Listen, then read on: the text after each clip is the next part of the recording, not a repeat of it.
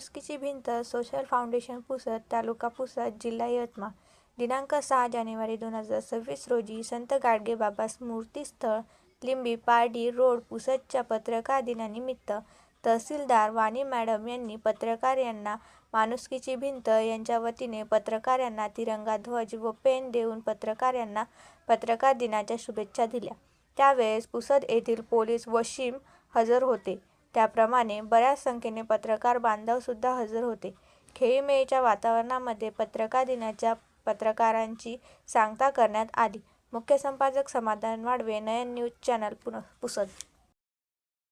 मंच आणि येथे सर्व जमलेले सन्माननीय पत्रकार बांधव, माणुसकीची भिंत या फाउंडेशन तर्फे बरेच चांगले उपक्रम राबवले गेलेत. आता मी नवीन आली, पण मी आता येताना जजू सरांशी भेट घेऊन आले. तर सरांनी सांगितले की या फाउंडेशन मार्फत बरेच आपल्याला मदत होते, लोकांनाही ते मदत करतात आणि त्यांनी तुमचं जे कार्य आहे त्याची दखल घेऊन आज इथं पत्रकारांचं सन्मान करण्यासाठी कार्यक्रम ठेवलेला आहे. आता साहेबांनी थोड्या वेळाआधीच म्हणले की सांगितलं आपल्याला की पत्रकार हे लोकशाहीचा चौथा स्तंभ आहे, खूप महत्त्वाचा स्तंभ आहे. याचाच अर्थ काय आहे तर लोककल्याणाची जेवढी जबाबदारी प्रशासन म्हणून आमच्यावर आहे, त्यापेक्षा तेवढी जबाबदारी किंवा त्यापेक्षाही जास्त जबाबदारी ही तुमच्यावर.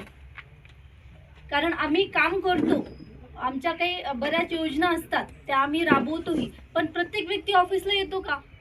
प्रत्येक व्यक्तीला माहीत होत नाही कुठली योजना आहे, काय त्याचा लाभ आहे, प्रशासन काम कसं करते की नाही करत, हे प्रत्येक व्यक्ती ऑफिसला येऊन बघत नाही.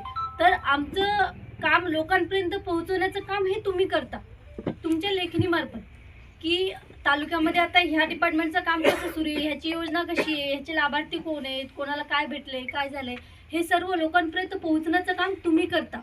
म्हणजे काम करत असताना आम्ही काम करतो, पण ते लोकांपर्यंतही पोहोचलं पाहिजे. त्यासाठी प्रशासन आणि पत्रकार यांनी हातात हात घेऊन काम करायचं असतं, तरच कुठल्याही तालुक्याचा म्हणा, जिल्ह्याचा म्हणा विकास होतो. मला अपेक्षा आहे की इथून पुढचा जो काळ आहे त्या काळामध्ये आपण नक्कीच सोबत काम करूया.